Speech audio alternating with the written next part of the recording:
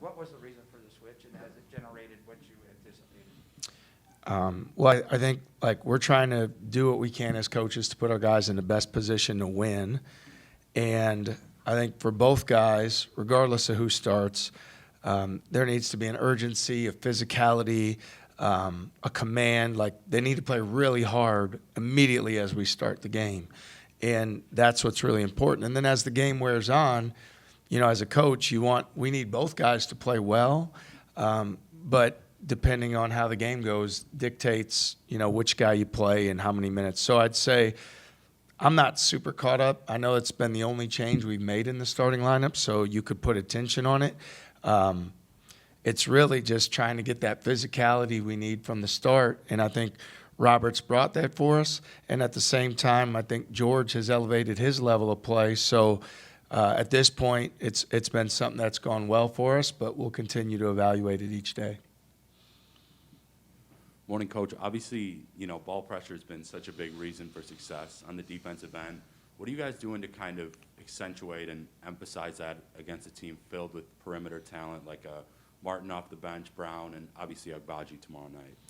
Well, we believe in our system and how we do things and how we defend, and feel like no matter who we've played, when we've been the aggressor with that ball pressure and activity, we've been the team that things have, you know, have gone our direction. So we've got tremendous respect for their program, for their players, their coaches, their guards, and the way they do things. And yet at the same time, we feel like we could have even been a little bit better pressuring the ball down there. And had we done that, maybe the outcome would have been different. So we're going to try to be even more aggressive and more intentional with our ball pressure tomorrow. Obvious as a coach, you've experienced what Kansas experienced at home in their last game, you know, a tough loss, uncharacteristic for them. Do you think do you rely on almost muscle memory to kind of go back to where you were before, or what's the process, I guess, of regrouping after kind of one of those types of losses? Well, when you play 31 games over the season, you know, there's going to be games that you have terrific energy, and there's going to be games for one reason or another it's not what you would like, especially as a coach, whether that's effort, execution. I think for all of us as coaches, you want your team to play their best every single game and in both of those areas.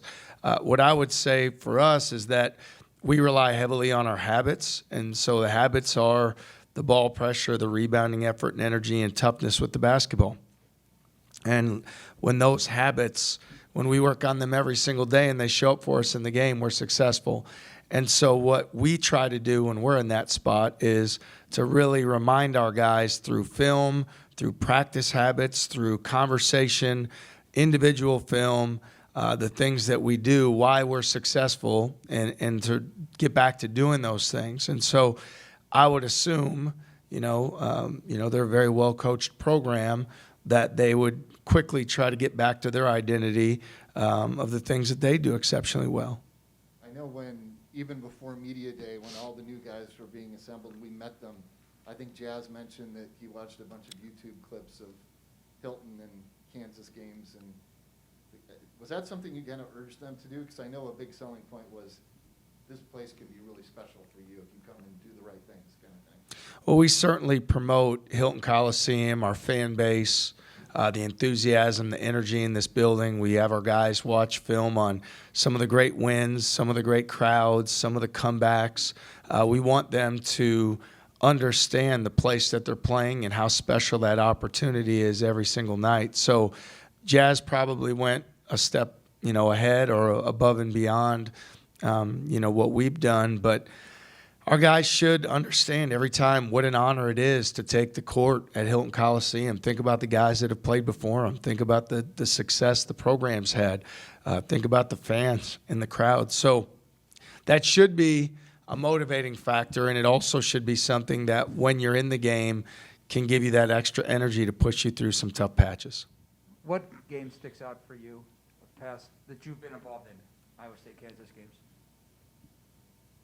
I can help you, but go ahead. No, as coaches, you're always probably thinking about games where it didn't go your way, right? And so You know, probably for me personally, it was, you know, the game that we were, you know, down in Lawrence and Macklemore banked in a 3 at the buzzer and sent it to overtime, and then it got away from us quick. But, like, that's just because as coaches, I think you're always, when you're not successful, you're hard on yourself and think about things you can do differently and that sort of thing. So if this is going to end up being a question of if we're going to foul up 3 or not, or what my philosophy is on that, and you just baited me into it, what I'd say to you is, like everything, we try to put our guys in the best position to be successful each and every game.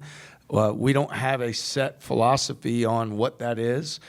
Different teams dictate that. There's teams that shoot it well from 3. There's teams that don't. There's personnel that we have on the court that we would look at one way, and there's personnel another way. So for us, everything comes down to, again, like, what's the hand that we have to play and what's the hand that they have to play, and how do we feel it gives us the best chance to win in that situation, and that's what we'll do and to be successful. And Tyra says he got him too, by the way. Remember that? Yeah. He said he should have, never mind. But it smacked him in the head. What about the 213 game? That was here, the overtime, refs got suspended. Yeah, I mean, look, at the end of the day, just like the game down in Lawrence, I mean, people can point to outside forces that impacted the win or the loss. Like, quite frankly, in the game that we were here where they came back, we need to do a better job guarding the dribble. Like, they were driving the ball at us, going right to the rim late in the game, and we need to keep our chest in front. And we need to keep people out of the paint at that time in the game so it doesn't come down to everybody looking at one play, just like what happened in Lawrence. If we handle the things that we need to handle, one play won't matter. And that's, even for our group this year down in Lawrence, everybody's going to look at one play or one call.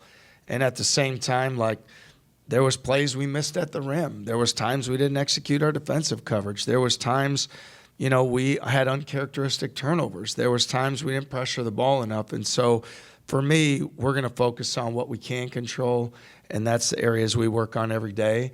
And we're going to trust that things will go our way when we do that.